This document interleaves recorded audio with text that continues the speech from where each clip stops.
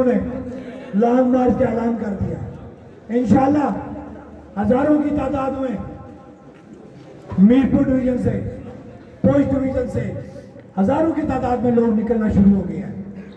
और इंशाल्लाह कल हम यहाँ से, जो हमने अपर अड्डा के चौक में ऐलान किया है कि हम 11 बजे नीलम पुल से बरारकोट की तरफ जाएंगे एंट्री पॉइंट को बंद करने के लिए। क्या हमारे साथ चलेंगे?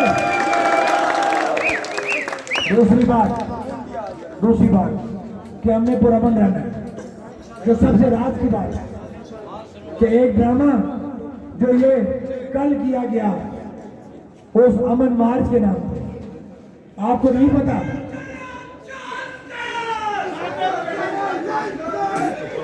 बस